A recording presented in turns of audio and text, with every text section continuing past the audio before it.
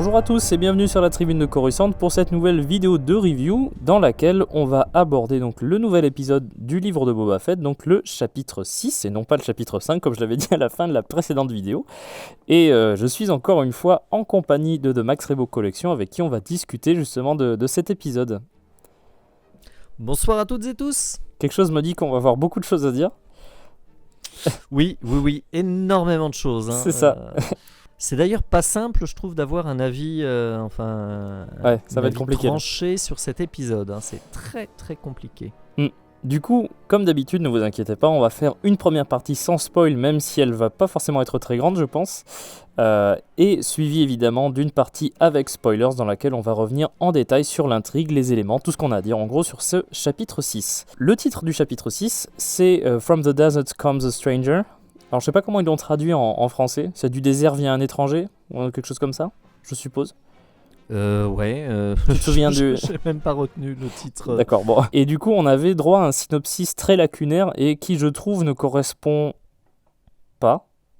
Ah oui, non. Puisque c'était des mystères sont résolus ou élucidés et Boba apprend des informations, quoi.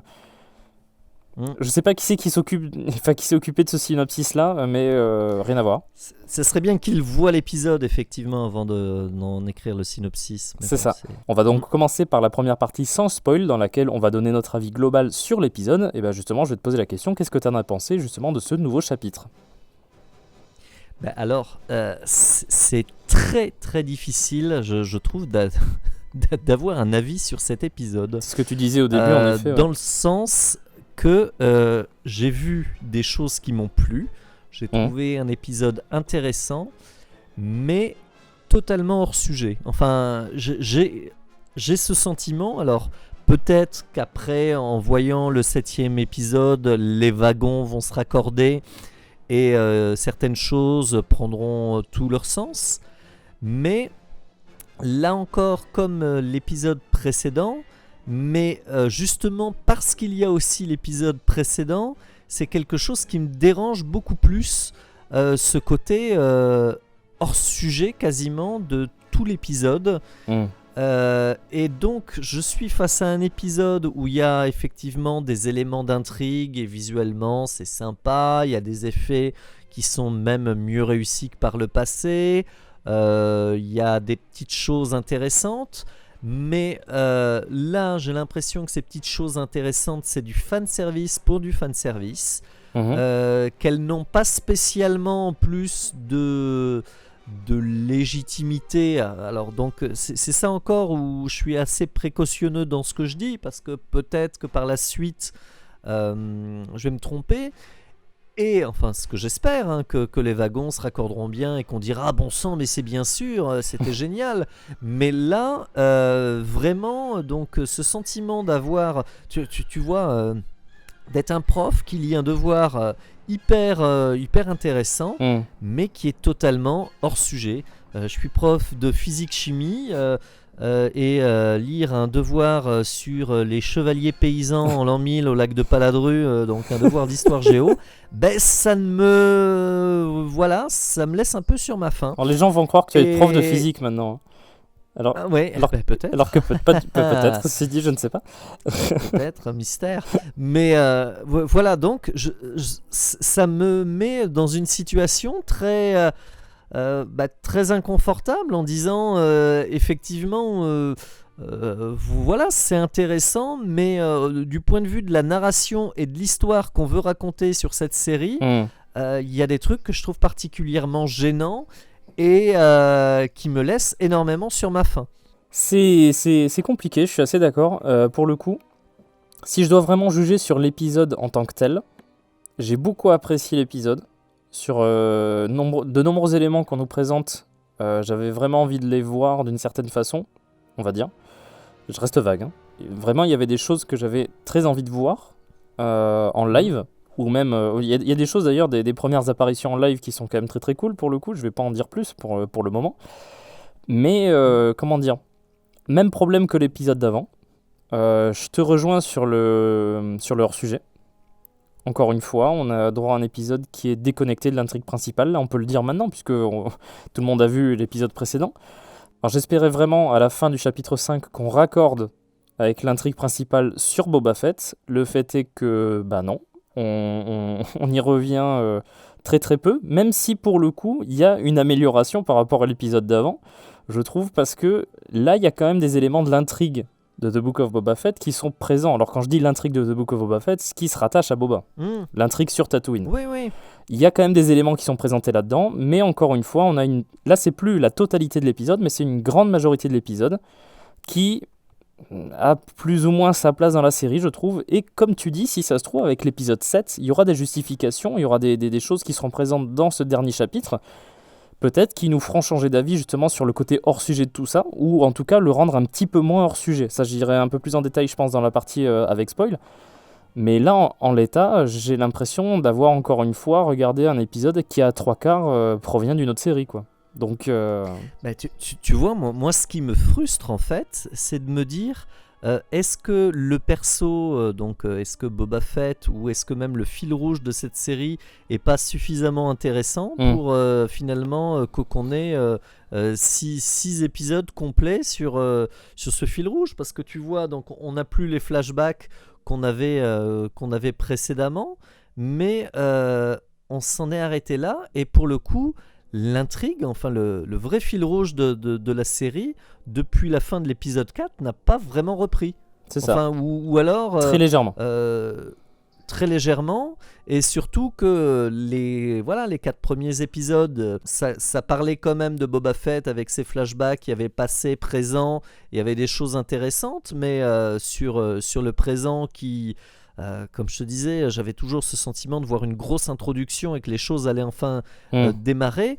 Et là, si tu veux, ça devrait démarrer depuis l'épisode 4. Et là, 2 épisodes qui sont 2 digressions intéressantes, certes. Mais, alors, là encore une fois, hein, j'espère qu'ils vont se lâcher sur l'épisode 7 et que ça sera un épisode qui durera 1h30. Hein, parce que sinon, ça voudrait dire que l'intrigue développée, le fil rouge, va l'être de façon assez expéditive, et qu'il y aura peut-être des rebondissements, il y aura peut-être des guests et des petits trucs sympas, mais est-ce que grosso modo on va avoir de vraies surprises sur cette intrigue, ou finalement on pourrait se dire ça se résumait sur un timbre-poste, quoi. Et pour un perso de l'envergure de Boba Fett, c'est un peu dommage. C'est vrai qu'en plus, qui était si iconique. C'est ça, parce que tu te dis, est-ce qu'ils ont vraiment considéré que c'est pas vraiment possible de raconter une histoire complète en 6 ou 7 épisodes sur lui. Je trouve ça vraiment un peu désolant, quoi, quand tu y penses. Et le truc, c'est que ça n'empêche pas le fait que j'ai beaucoup apprécié cet épisode, en fait, tu vois, mais vraiment, j'aurais préféré limite qu'on fasse, par exemple, un peu, tu sais, à la manière de... parce que bon, on le sait, depuis chapitre 5, il y a le Mandalorien qui est présent, hein, du coup, dans la série. J'aurais préféré, à la limite, qu'on fasse un petit peu comme ce qu'avaient fait, tu sais, les séries Netflix, à la limite, tu vois, sur les séries Marvel Netflix. Oui. Où tu fais, par exemple, le début avec les personnages, puis après, tu fais une série réunion, et puis après, tu reprends le cours les des... Defenders. Voilà, ouais. exactement. Et du coup, le truc, c'est qu'à la limite, faire une mini-série en 4 épisodes sur Boba Fett, tu vois, et faire genre l'événement conjoint de 3-4 épisodes aussi, enfin je sais pas. Le découpage du truc fait vraiment très... je comprends pas en fait. Et là vraiment j'ai des craintes sur Ahsoka, et si jamais ça se fait un jour sur Rangers of the New Republic, qui sont censées être toutes deux... si ça se fait un jour, hein, qui sont censées être toutes deux des spin-offs de Mando, au même titre que The Book of Boba Fett, qui dit que dans la série Ahsoka, on n'aura pas droit à 2 épisodes de Mandalorian au milieu, quoi. Enfin, c'est... Moi, ça m'inquiète un petit peu pour la suite. Du coup, voilà, c'est vrai que c'est un constat très mitigé, en soi, sur la qualité de l'épisode en lui-même et sur sa place, on va dire, dans la série, en tant que la trame narrative de la série, simplement, je pense. Et du coup, je pense que là, on va pouvoir commencer la partie avec spoil, parce que sinon, on va être bloqué. Donc, à partir de maintenant, soit vous avez déjà vu l'épisode, soit vous n'avez pas grand-chose à faire d'être spoilé, puisqu'on commence la partie avec spoilers. Donc, ce chapitre 6, la scène d'intro de l'épisode m'a vraiment beaucoup plu, puisqu'on retrouve Cobb Vanth, qui était un personnage qui était dans le début de la saison 2 de Mandalorian. Et je me suis dit, ça y est, on reprend Tatooine, tout va bien. C'était trompeur, en fait. C'est ça. C'était trompeur, effectivement, ça fait partie des 10 minutes de l'épisode qui sont consacrés au fil rouge de la saison. Allez, un quart d'heure. Il dure combien un quart d'heure, et il dure combien 45 minutes celui-là? Je crois que c'est 47, 48, quelque chose comme ça, à peu près, ouais. Ouais, c'est ça, bon, avec une demi-heure de générique. Mais bon. C'est vrai qu'il faut toujours retrancher le générique et l'intro, le recap, etc. C'est vrai. Alors, pour le coup, il démarre, effectivement, il démarre plutôt bien. On est clairement dans la droite ligne de l'intrigue des Pike. On voit effectivement ce que d'ailleurs déclarait Boba Fett à son conseil, c'est que voilà, les Pike vont étendre leur emprise sur tout Tatooine et ça va devenir un problème pour toute la planète. Jusqu'à Mos Pelgo, du coup. Ouais. On voit que jusqu'à Mos Pelgo, ils ont tendance à prendre leurs aises et que ça risque d'avoir des retombées sur ces gentils fermiers, cette petite communauté bien sympathique. Et là, pour le coup, on a Cobb Vanth dans son exercice de shérif de western, de Marshall, qui effectivement débarque. Et alors, ouais, clairement, là, tu te dis, ah, c'est bon, on va découvrir les nouveaux alliés, ceux qui potentiellement vont prendre part au combat contre les Pike. Bon, ce qui est vrai en soi. Effectivement, ce qui est... Pour Cobb Vanth, oui. Oui, mais l'introduction se termine et il va débuter une énorme digression. Et c'est ça qui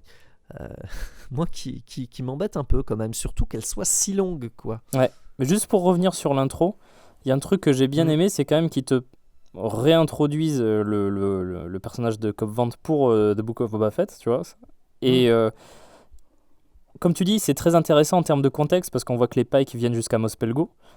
On voit aussi que Cobb Vanth, c'est un combattant hors pair, on peut dire ça, puisqu'il arrive à en descendre 3 d'un coup avant même qu'ils aient pu riposter les autres, là, les Pike. Il est quand même sérieux, quoi. Je veux dire, c'est pas même sans l'armure, puisque c'est la première fois qu'on le voit depuis.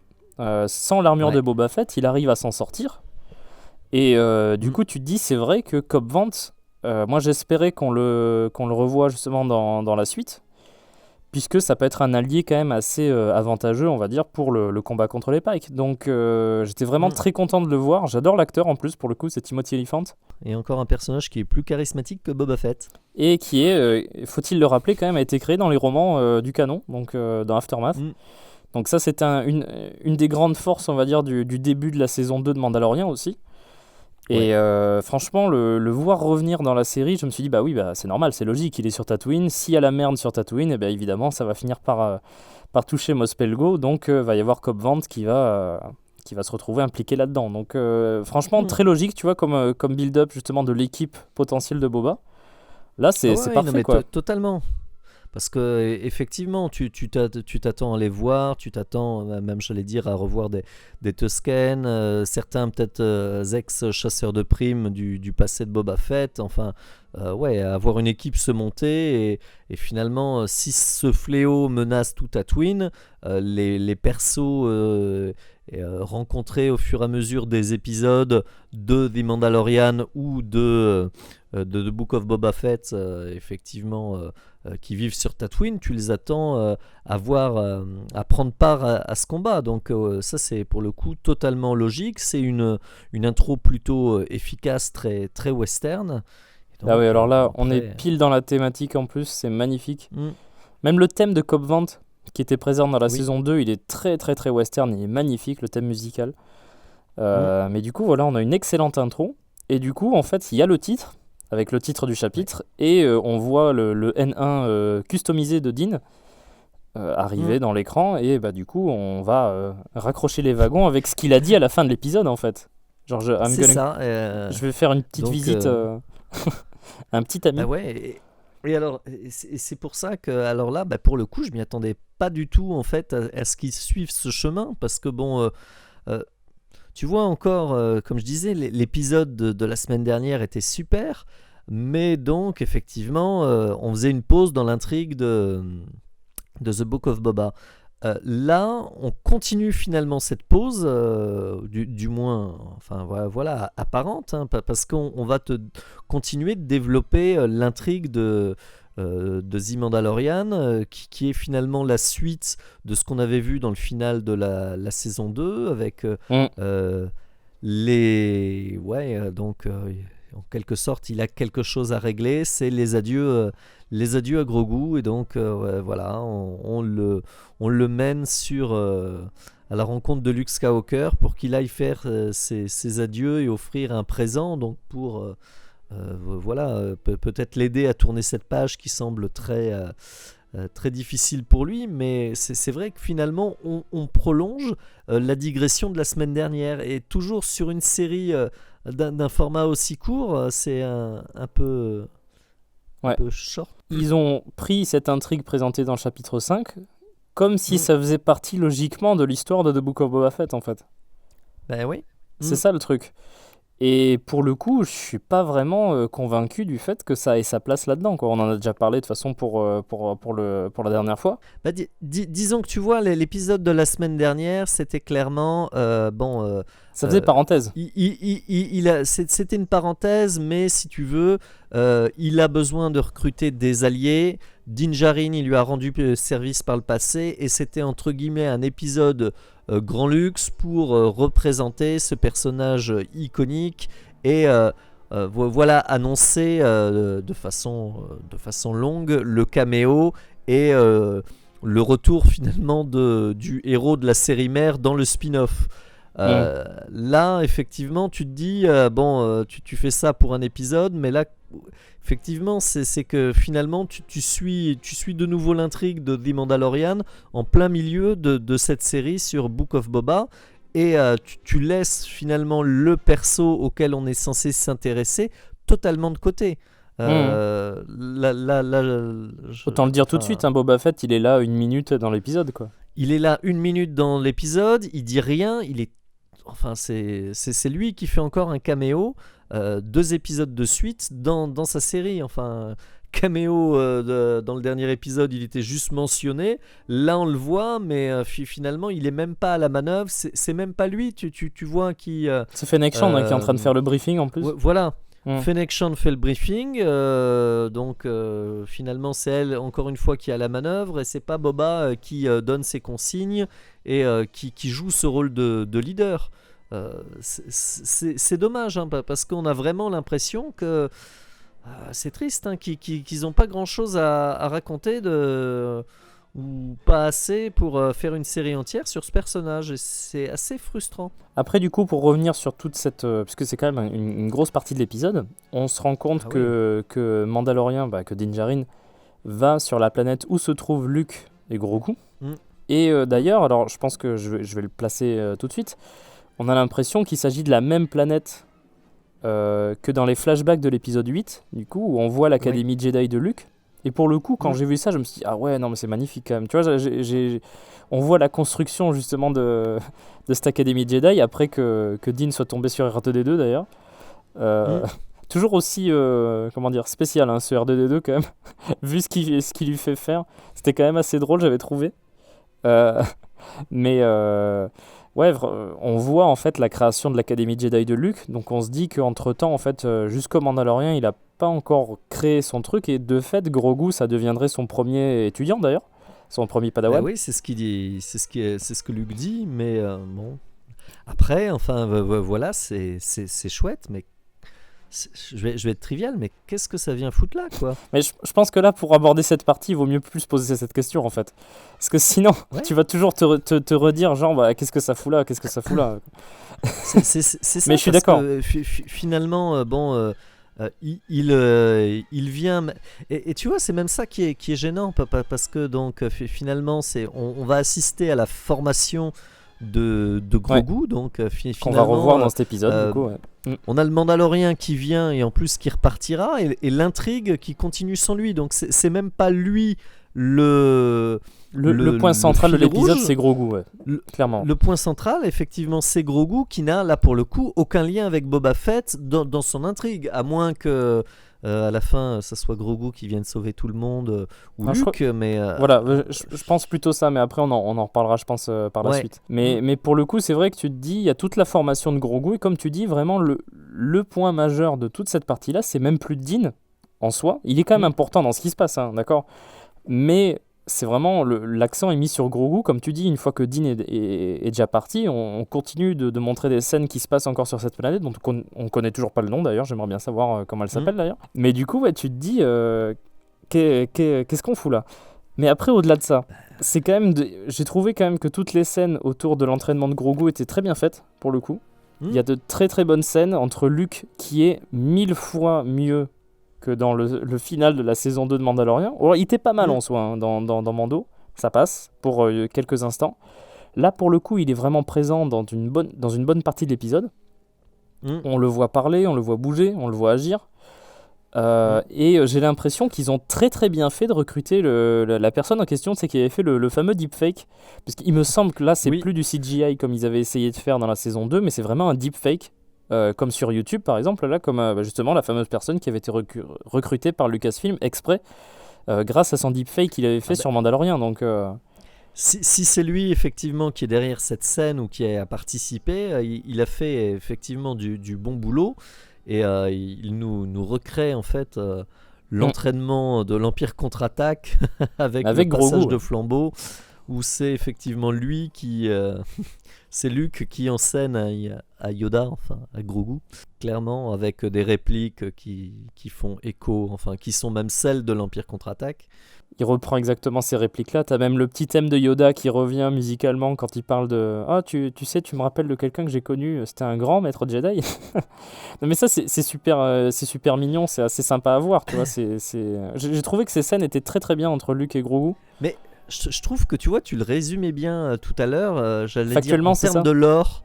Non, non, mais en termes de Mm. lore, c'est des scènes cool, c'est des scènes qui font plaisir.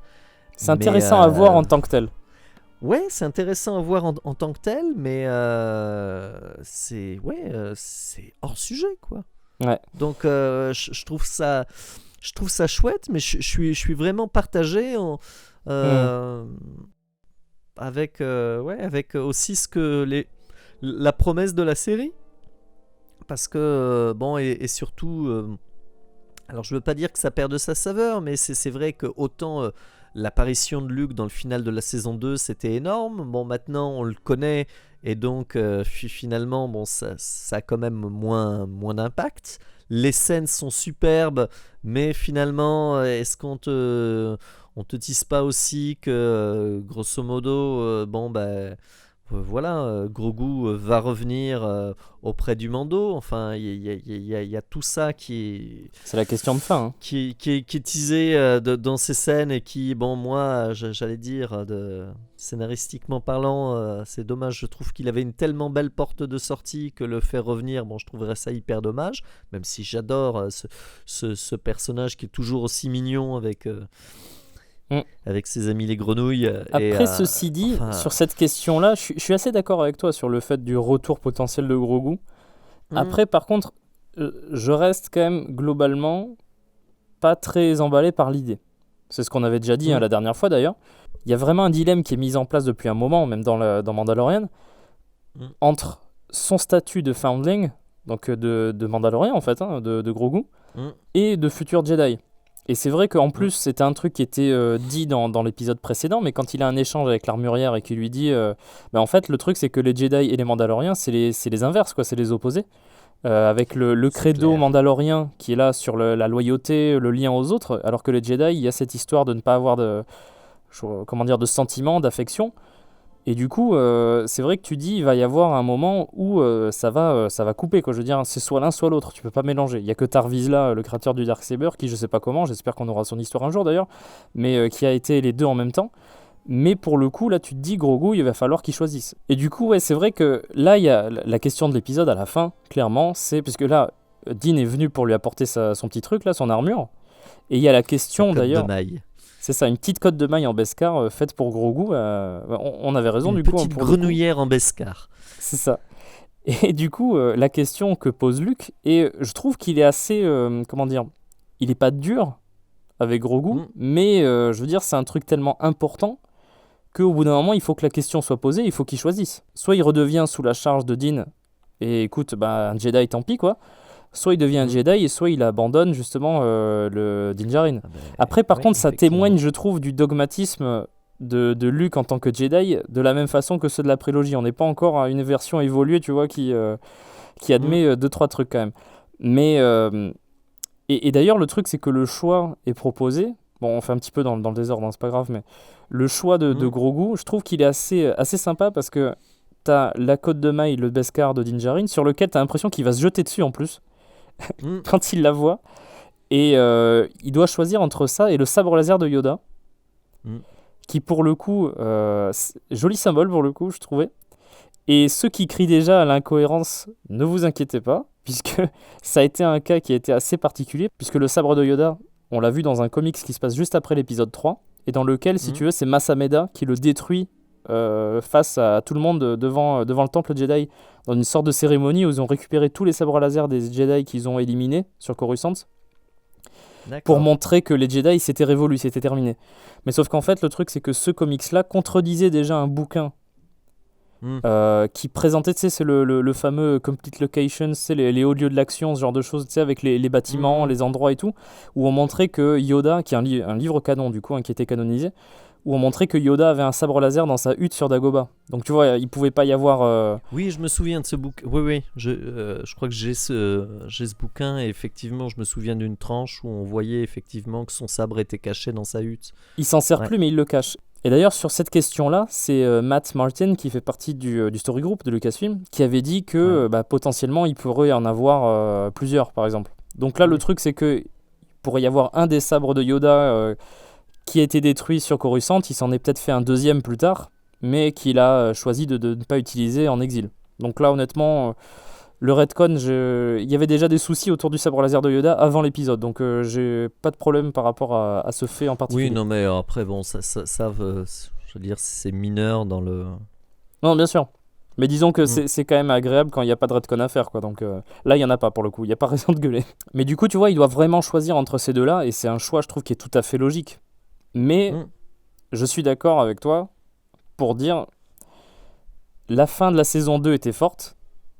Tu vois, et le truc dont j'ai peur, c'est que on va faire revenir Grogu dans le chapitre 7, et que du coup, si tu regardes The Mandalorian, saison 2, saison 3, on va voir la fin de la saison 2 avec le départ de Grogu, et début de la saison 3, on va voir Grogu avec Din comme si de rien n'était, puisque ça a été fait dans Book of Boba Fett. Ou alors, effectivement, il ne reviendra que dans le début de la saison 3, et effectivement, l'épisode 7 va entièrement se recentrer sur Boba Fett. Et dans ce cas, ce qui rend tout ça hors sujet. Les digressions n'en seraient que plus digressives. Parce que pour le coup, pour revenir sur cette partie-là, sur la planète Jedi, on va dire, voilà, il rencontre aussi Ahsoka, qui est présente aussi sur la planète. Donc il y a encore un autre personnage qui est réintroduit dans cet épisode-là. Tu vois, on continue le best-of en fait de la série The Mandalorian. T'as tous les persos apparus dans les épisodes précédents qui reviennent saluer leurs potes. Après, ceci dit, je trouve qu'elle a un échange très intéressant avec Din. Je sais pas ce que t'as pensé de ça. Ouais. Pour le coup, tu sais, mais alors, juste une question, tu viens pour lui ou tu viens pour toi? Tu sais Est-ce que tu viens le voir parce que t'as envie de le voir, ou est-ce que tu veux le voir dans son intérêt à lui, tu vois? Il y a toute une réflexion par rapport à ça, pourquoi il vient, pourquoi il fait ça. Lui, il se dit, bah écoute, moi je lui ai fait un truc, et je veux qu'il soit en sécurité. Après, voilà, je vais passer pour un vieux con, mais effectivement, c'est très sympa de la revoir. Elle a de beaux échanges, mais ouais, effectivement, tout ça pour ça, quoi.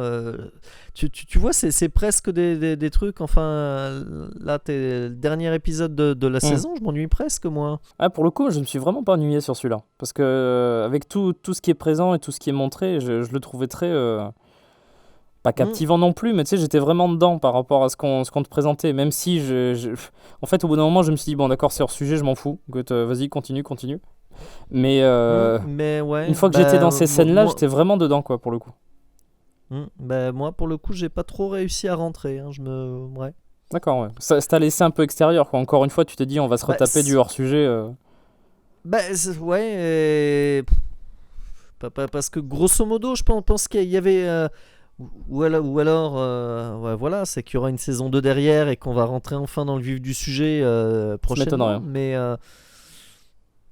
Mais je trouve qu'on passe, on passe quand même un peu à côté du sujet. Et je pense que, tu vois, la série a présenté des persos qui, en quelque sorte, seraient vraiment les persos vraiment de la série propre de Hmm. Book of Boba Fett. Crescentan, j'oublie Garça, toujours ouais. son nom, mais comment c'est la tenancière Ouais, du... c'est ça, ouais, c'est le sanctuaire, c'est Garça Fwip, ouais, c'est ça. Voilà des personnages qui pourraient être intéressants, qui étaient inédits, qui auraient pu trouver leur place finalement dans la mythologie de la série, et qui finalement on va pas leur donner l'espace pour vraiment exister, et qui ont finalement fait des apparitions très courtes, qui n'auront pas été développées. Hmm. Ouais, grosso modo, allez, bah tiens, comme si finalement on croyait pas assez en la série ou dans les persos pour bon, à part j'allais dire, à part Fennec qui a une présence, des scènes et qui a de la matière, les autres passent relativement vite. Et ouais, on se sent, tu vois, obligé de convoquer des personnages d'autres séries Ouais. pour donner au show quelque chose à présenter et à développer. Et c'est ça qui me gêne. Je suis toujours content de revoir Ahsoka, mais ouais, bah, je trouve que y avait peut-être un moyen de donner. Tu vois, autant vu qu'il était apparu pareil en guest dans un épisode de The Mandalorian, mais qu'il a une vraie place dans l'intrigue, autant Cobb Vanth, j'étais content de le retrouver et tout ça. Mais ouais, grosso modo, The Book of Boba avait aussi ses propres persos, ça aurait été bien de les utiliser. Et en fait, plus j'avance, plus j'ai le sentiment d'un tout ça pour ça, et que grosso modo, tu vois, comme si on se sent obligé de faire du fan service, d'aller chercher d'autres choses pour Hmm. contenter les fans. Comme s'il n'y avait pas assez de substance dans Book of Boba Fett, quoi. Ouais. C'est ça, grosso modo, punaise, on a eu une intrigue qui finalement pourrait être bouclée sur 3 épisodes. Allez, tiens, on va construire du flashback, on va utiliser du flashback. Bon, ça c'est Pour intéressant le parce coup, que les flashbacks sont intéressants et eux, ils sont pas hors sujet, voilà, quoi. Au ils moins. sont pas hors sujet et ils creusent la mythologie de Boba Fett. On a moyen de faire un truc assez intéressant sur la pègre, enfin voilà, mais bah, je sais pas, notre fil rouge, on n'a pas assez d'éléments. Allez, tiens, on va aller chercher ce qui a marché dans la saison, dans les séries précédentes pour donner du corps à cette série. Et alors, ok, c'est sympa, mais là je trouve que c'est simple, vraiment du fan service gratuit. Et alors, bon, j'espère que les wagons seront raccordés avec l'épisode 7. Mais tu vois, mais si pour le prochain épisode, d'une manière ou d'une autre, on nous fait pas revenir Luke et Ouais. Ahsoka, ou enfin, je sais Justement, pas, ouais. on les aura fait Ouais. intervenir. Pourquoi? C'est ça, ouais. C'est ça qui me. C'est pour ça que je suis vraiment gêné, pas parce que. Et que j'ai eu du mal à rentrer dans cet épisode, parce qu'en me disant Boba Fett, c'est un perso charismatique que j'aime beaucoup. Et là, le pauvre, tu vois, j'ai mal pour lui quand je le vois apparaître 1 minute sans ligne de dialogue dans son épisode. Et bon, ben ouais, je me dis, c'est pas parce que dans l'épisode 7, on va nous le montrer chevaucher un rancor et dire, ah là là, c'est une scène cool et tout ça, que grosso modo, ça sauvera la saison. Ouais, Hmm. je me dis quel gâchis autour de ce perso. Ah, surtout qu'en plus, c'est un personnage qui a quand même une aura assez exceptionnelle auprès des fans. Et Hmm. tu te dis comment ça se fait qu'on n'ait pas droit à une histoire complète sur lui de bout en bout, quoi. C'est surtout ça le plus dommageable. Ouais. Et pourquoi on se sent Hmm. obligé, j'allais dire, de faire revenir Ahsoka et Luke euh, pour doper sa série. Tu sais, Hmm. comme Parce que si si, c'est uniquement pour faire du teasing pour Mandalorian saison 3, ça va être complètement... ouais. j'allais dire, comme une série qui est en perte de vitesse, et on se dit, allez, tiens, on va faire venir des guests, histoire de doper un peu, un peu l'audience et tout ça. Bon, c'est toujours plaisant, mais vraiment, je pense qu'il y avait mieux à raconter. et ouais, peut-être plus de matière pour ce personnage, et même pour les autres personnages qu'on nous a présentés jusqu'à présent. Tu vois, c'est Tusken qui était cool, mais qui finalement disparaissent assez rapidement. Bon, alors peut-être qu'on peut espérer en revoir un ou deux, mais bon, on se dit, il s'est passé 5 ans, donc si certains avaient survécu, qu'ils ne se soient pas manifestés depuis, bon, ce serait un peu. Voilà. Et tous les persos, enfin, l'adjoint du maire, bon, on en fait juste un running gag. Le maire a disparu en plus. Ouais, le maire a disparu. Ouais, même ouais, le Wookie, bon, il est cool, et il a arraché un bras, mais bon, voilà, il est là pour cogner. Enfin, ouais, il y avait des moyens d'avoir une série qui a sa propre mythologie, et comme si on croyait pas assez en ces personnages et en cette série pour la faire vivre indépendamment de tout le reste. Donc, ouais, ça me comme tu disais, effectivement, avec Netflix qui avait développé sa série Daredevil, sa série Jessica Jones, Iron Fist, pour après les rassembler. Luke Cage, ouais. Et après, pour les rassembler, là on rassemble tout le monde, sans donner à l'occasion aux persos secondaires qui avaient peut-être de la matière d'exister indépendamment de tout ça, et finalement, ça restera des personnages très, très superficiels et qui ont fait juste un petit coucou. Et c'est pour ça que j'ai jamais été aussi gêné de faire une review avec des éléments qui sont cool, intéressants. Mais si tu veux, j'ai vraiment l'impression que ces éléments cool, intéressants, c'est tu vois, une solution de facilité en disant on va faire plaisir aux fans, et c'est entre guillemets l'arbre qui cache la forêt, quoi. Grosso modo, on leur montre des trucs qui veulent leur plaire, et finalement on cache le fait qu'on n'ait pas grand chose à faire et à dire sur Boba Fett. Et c'est ça, alors que tu vois ce final, cette scène post-générique de la saison 2 où Boba arrivait, toujours aussi taiseux, dégommé à Bib Fortuna, et là on se disait punaise, on va nous promettre un truc sur l'univers de la pègre, une guerre des gangs et tout ça, et bon, là, il y en a un peu quand même, j'espère mais oui. être dédié par l'épisode suivant, mais ouais, finalement Il en reste qu'un, il en reste qu'un seul quand il pense. il en reste qu'un, et bon, grosso modo, ouais, bon, les Pikes c'est les méchants, et Boba Fett il va combattre les Pikes. Ouais, surtout qu'en plus ça veut dire que le retour des Hutt, autant faire une croix dessus d'ailleurs. Ouais. Ce qui veut dire qu'on a une trame de l'intrigue du présent qui va un peu décevante, on va dire, dans sa résolution, si jamais on n'a pas de plot twist, on va dire, si par rapport jamais à il n'y a pas plus de rebondissements, ouais, enfin, de coups de théâtre annoncés, si c'est simplement les Pikes sont forts parce que ils ont réussi à retourner 2-3 membres du gang contre Boba, et Boba va être mis en difficulté au début de l'épisode, et à la fin, finalement, tout le monde, à Mos Pelgo, quelques Tusken et d'autres persos lambda s'allient pour booter les Pikes hors de Baba Orom, et la Gaule sera libre. Bon voilà, allez tiens, on rajoute Boba sur un rancor, histoire d'avoir un plan iconique, et on se dit ah punaise, c'est cool.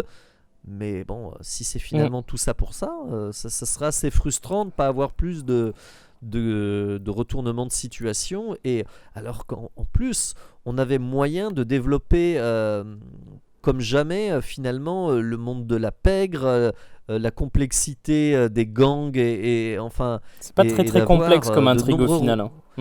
Voilà, d'avoir de nombreux rebondissements avec effectivement parce qu'il y a les méchants, il y a les gentils quand même, hein, là pour le coup, hein, donc ouais, c'est ça. Un élément qu'il fallait voir aussi, c'est que quand même on a une résolution par rapport à Garça, puisque les Pikes débarquent chez elle pour lui faire péter le sanctuaire, et du coup le truc c'est qu'on s'était vraiment posé la question du style, mais pour qui elle bosse en fait celle-là, où sont ses vraies allégeances, et là pour le coup j'ai l'impression qu'en fait elle essayait de faire vivoter son business, quoi, on va dire, et qu'elle s'était mise sous l'égide de Boba, mais sans plus en fait. C'est un perso que tu qui avait moyen d'être intéressant si justement elle avait un double jeu, ses propres intérêts et être un perso moins unilatéral que ouais, finalement là c'est bien entendu avec Boba, tient un bar et boum.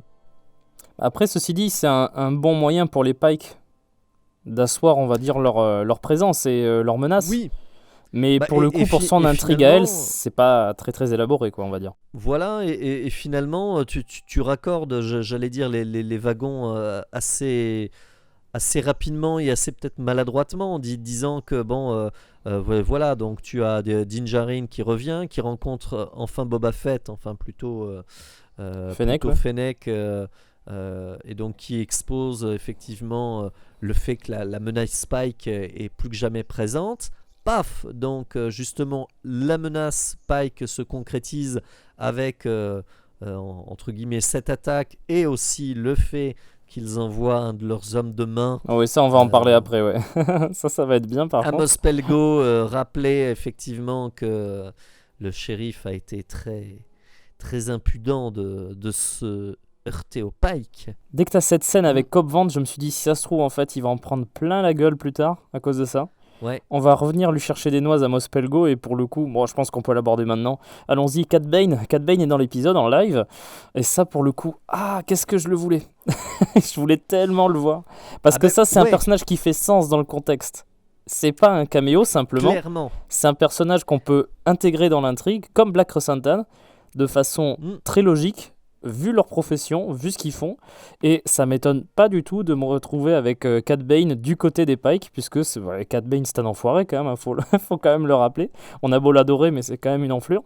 Ça fait plaisir parce que concrètement, tu vois que aussi de leur côté, les Pike font pareil que Boba. Ils sont allés chercher des renforts. Ils ont rassemblé effectivement leur armée, ils ont des renforts, ils ont ce chasseur de primes qui est redoutable et qui, moi, je trouve qu'il est vraiment flippant en version live. Et il ressemble encore plus à Lee Van Cleef que dans The Clone Wars. Et comme tu dis, il est encore plus flippant en effet. C'est les dents là. Je me rappelle des Douros qu'on voyait dans la cantina qui faisaient des aliens presque bien sympathiques. Ils sont mignons les Douros en vrai. Mais non. Ouais, lui non. Là, lui il fait flipper. Faut-il rappeler d'ailleurs qu'il a 71 ans. Oui, il fait pas. C'est comme Fennec Shand, il s'entretient bien en fait, il n'y a pas de problème. C'est ça. Bon, après il montre que c'est un chasseur de primes, toujours en activité, toujours redoutable. Son arrivée dans la ville est magnifique d'ailleurs. Genre le mec ne s'emmerde même pas à venir avec un véhicule, il vient à pied quoi. C'est ça, non mais et là c'est clairement un plan de western et concrètement voilà, là on te remet sur le devant de la scène que les Pike sont menaçants. Mais tu vois, enfin ça y est, on te raccorde les wagons avec notre intrigue, mais ça, moi j'aurais presque aimé que ça soit effectivement ce qui suive le chapitre générique de début. Oui, c'est ça. Voilà. Donc après l'introduction qu'on a, que voilà la menace des Pike est là et que elle va s'affirmer pendant tout l'épisode et que les là j'ai l'impression que tu vois d'une scène presque allez on envoie ça en fin d'épisode pour raccorder les wagons. On a cette scène qui est cool, on a la scène de l'explosion qui pour le coup je vais pas dire qu'elle tombe comme un cheveu sur la soupe, mais bon finalement tu comprends pas trop ce qui s'y passe aussi, d'ailleurs au début parce que moi je m'étais dit vraiment qu'elle recevait un paiement de la part des Pike clairement. C'est ça, mais donc clairement grosso modo les Pike passe à l'offensive doublement dans cette fin d'épisode. Ok, d'accord. Bon, on avait compris que c'était la menace de la série. Bon, ils ont visiblement choisi leur champion, ça sera Cad Bane. Ouais, d'accord. Moi, je suis certain qu'il y a possiblement d'autres chasseurs de primes aussi. Ça m'étonnerait qu'ils aient engagé que Cad Bane et j'espère vraiment qu'on aura droit à Bossk par exemple, parce que ce serait un bon parallèle avec Krrsantan, je trouve. Ne serait-ce que pour ça, tu vois. T'as envie de voir Bossk contre Krrsantan, c'est tout. C'est des choses qu'on attend, qu'on espère et qu'on sera content de voir. Mais tu vois, mais là encore, je trouve que c'est ce que je disais souvent sur The Bad Batch, c'est que voilà, c'est pas un bon épisode avec 2-3 scènes iconiques qui sauvent tout, parce qu'après tu te dis est-ce que je voudrais revoir la série. Grosso modo, je trouve pas que Boba Fett en sorte grandi de cette série, et Pour si c'est l'instant, en pour tout cas. voir finalement qu'un épisode qui sera particulièrement cool parce que ça va péter de toutes parts et qu'on va avoir notre endgame de Boba Fett avec tout un tas de chasseurs de primes qui vont marquer leur retour, ça serait quand même, je sais pas, c'est aussi un aveu de faiblesse de finalement réussir à contenter tout le monde, parce que finalement on fait que du fan service à outrance. Alors même si il aura du sens de revoir certains persos, moi je trouve quand même une occasion manquée depuis ce premier épisode qui nous présentait des persos et des choses qui auraient pu être développées, qui auraient pu être intéressantes, et finalement qui tombent relativement à plat, hein, même. Pour reparler de Cad Bane, Oui. pour le coup, moi j'aimerais beaucoup que ce soit, on va dire, l'antagoniste chasseur de primes principal auquel Boba va devoir se confronter dans le dernier épisode. Surtout qu'il n'y a pas Todo, il n'y a pas Todo avec lui. Oui. Si jamais on fait revenir Cad Bane, c'est forcément pour le mettre face à Boba, d'une. Oui. Et s'il est face à Boba, moi j'ai vraiment envie qu'on parle. J'en avais parlé au tout début quand même, des reviews de la série. J'aimerais vraiment qu'on aborde le fameux duel pendant la guerre des clones entre lui et Boba Fett. Je pense que là c'est inévitable. Surtout qu'en plus, j'ai pensé à ça aujourd'hui, je me suis dit ça pourrait être vraiment un truc génial. Si jamais, tu vois, il voulait faire ce flashback pendant la guerre des clones, pourquoi ne pas faire revenir Daniel Logan pour cette scène-là? Mais un truc de 3 secondes, tu vois, quelques plans pour montrer justement le fameux duel qu'on n'a jamais pu voir dans The Clone Wars, et pour dire genre oui, Boba, machin, il y a des années, machin, enfin tu vois, une espèce de flashback comme ça de 3 secondes. Non, ça c'est clair, surtout que le pauvre Cobb Vanth fait les frais, effectivement, lui. Bon, lui il est pas mort, j'espère. Non, je pense pas, mais effectivement. Il est clairement touché dans l'épaule par Bane, ouais. Ça sera au boss de le battre, et ça peut pas être un second couteau, même si Cobb Vanth est un tireur. Et il est très bon, lui aussi. Mais pour le coup, il fait pas vraiment le poids. Il y a surtout l'adjoint au shérif là, qui fout la merde en vrai, mais lui il est mort. Lui je crois qu'il est décédé. Il en a pris 3 dans la tranche, tout va bien. Mais et tant mieux, parce qu'il me gonflait un peu, à vrai dire, ce personnage. Ouais, il avait pas l'air. C'est un nouveau, il est pas encore formé, quoi. Pour rebondir sur ce que tu disais il y a un moment, j'espère personnellement que dans le chapitre 7, on aura des éléments dans l'épisode qui nous justifieront justement ces petits écarts, on va dire. Que ça reste des petits écarts et que ça reste pas du hors-sujet total.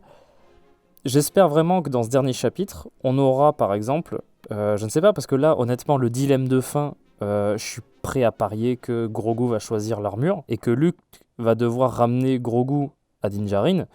Et si jamais, tu vois, imaginons que Luke revient par exemple sur Tatooine pour délivrer Grogu à Din Djarin, moi je vois mal Luke Skywalker repartir sans en avoir rien à secouer, tu vois, de ce qui se passe sur la planète. C'est sa planète natale en plus.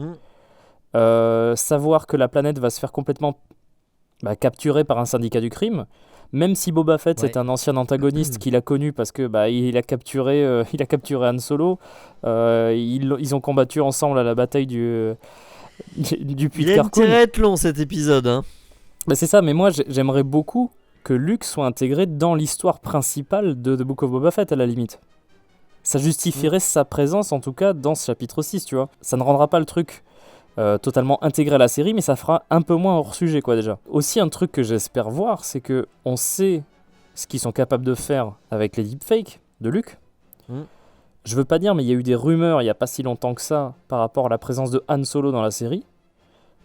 Si jamais il y a Han Solo aussi grâce à Luke, tout est possible, hein, pour le coup, avec le deepfake. Moi j'ai envie de dire, il suffit de prendre un mec qui a à peu près la même stature, la même forme de visage, mais disons qu'avec ces outils-là, tu pourrais intégrer n'importe quel personnage en fait dans la série. moi, je serais vraiment pas opposé à ce qu'il y ait des personnages comme ça qui débarquent, en tout cas. Le retour de Han Solo aurait vraiment du sens, hein, surtout que C'est lui qui voilà, l'a ça a envoyé dans le été Sarlacc, son... ceci dit. C'est lui qui l'a envoyé dans le Sarlacc. Sans faire exprès. Mais... Sans faire exprès, certes, mais bon, après, effectivement, professionnellement, ils sont très liés. Hein. C'était la fameuse prime après laquelle courait Han Solo, enfin courait Boba Fett. Donc, comment ils peuvent réagir s'ils se revoient? Et c'est vrai que il y aurait moyen de faire quelque chose de... Est-ce qu'il va y avoir un pardon, une rédemption, Vu un dernier duel vu le chemin du personnage de Boba Fett, ça m'étonnerait qu'il y ait une confrontation à nouveau. Ça serait la logique. Mais enfin, ça fait un épisode qui doit...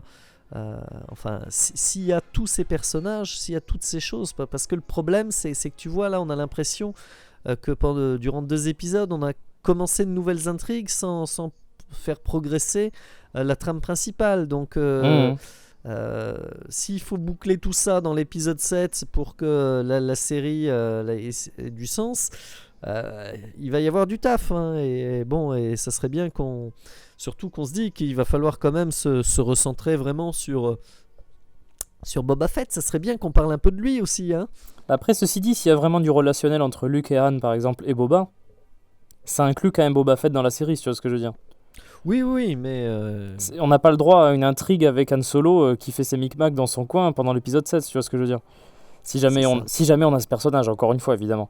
Mais c'est vrai que tu te dis que le constat en plus que fait Fennec Shand du style « Bon, c'est bon, on a Mando et Black Krrsantan », c'est un peu léger, je trouve, pour le coup. Oui. Donc, s'ils peuvent s'adjoindre un Jedi et un héros de la rébellion en plus, moi je dis pas non, hein, je veux dire, ça va être un peu plus conséquent quoi, comme armée, quoi, donc... Voilà, ou alors effectivement on considère que les Pike, leur armée, ils sont 12, plus un chasseur de primes, mais effectivement, les 8 personnes qu'on voit chez Jabba pourront y faire face. Enfin, je sais pas, ils sont censés être pétés de thunes. Où est-ce qu'elle est son surtout armée? Que Din Djarin ne coûte rien. Ouais, Din Djarin ne coûte rien. Il a un super wookie de combat, ça c'est clair. Il a toujours ses 5 ou 6 hipsters. Ouais, donc... Pour le coup, eux en plus, c'est pas vraiment des combattants en soi. Bah non. À 100%. Donc, ouais. Après, ceci dit, je me doute qu'ils vont quand même participer à la bataille finale quand même, mais... oui. Le dernier est vraiment casse-gueule, hein, pas parce que pour remettre... Ça peut être tout ou rien pour le coup. Hein, tout ça d'équerre, ouais. Quoi qu'on en dise de ce qu'on a eu jusqu'à maintenant, j'ai vraiment très envie de voir le dernier là, tu vois. Bon, est-ce qu'on va avoir droit à un vrai final qui va marquer, si tu veux, en termes d'événements, en termes de ce qui va se passer et tout? Ou est-ce qu'on va avoir une fin un petit peu anticlimactique J'espère vraiment que ce sera bien pour le coup, hein, Mais après, moi ce que j'espère, c'est non seulement que ça sera bien, parce que ça peut être un super épisode, mais est-ce que ça suffira à sauver la série et à dire que finalement c'était une série vraiment, vraiment intéressante? Là, j'ai vu des choses bien, mais j'ai pas vu de vrai fil rouge, et je trouve pas que la série ait trouvé son identité et vraiment rendu justice à Boba Fett. Il y a vraiment du taf pour le dernier épisode, hein, pour raccorder tous ces wagons et nous montrer que effectivement là on n'a pas eu du caméo gratuit, histoire de faire plaisir aux fans, sans finalement qu'il y ait rien de plus derrière. Pour le coup, j'ai vraiment beaucoup d'attentes pour ce dernier épisode. Surtout ce qui est présenté. J'espère vraiment, comme tu disais, que ça va vraiment tout raccrocher en un seul épisode. Même si je doute, comme tu dis, que ce sera un épisode qui réussira à corriger un petit peu les petits travers qu'on a eu tout au long de cette saison. Mais pour le coup, j'ai quand même apprécié, tu vois, pas mal d'épisodes dans cette série-là pour l'instant, tu vois. Mais le 5 et le 6, je trouve, sont très bons, mais n'ont rien à faire là. Je vais pas revenir encore une fois là-dessus, mais c'est vraiment le 7e qui va déterminer pas mal de choses, me concernant en tout cas.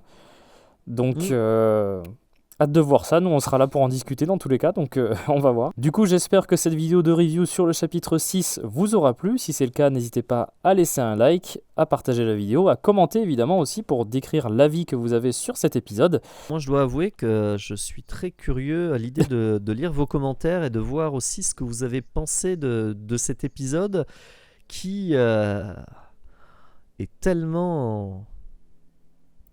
Je sais plus, il est quoi? Il existe. Non, il existe. Alors du coup, n'hésitez pas à vous abonner à The Max Revo Collection ainsi qu'à la Tribune de Coruscant si vous ne voulez pas rater nos prochaines vidéos. En tout cas, nous on se retrouvera la semaine prochaine pour la review du dernier chapitre, le chapitre 7 de The Book of Boba Fett. Moi je vais vous dire à très bientôt et que la force soit avec vous. Salut à toutes et tous!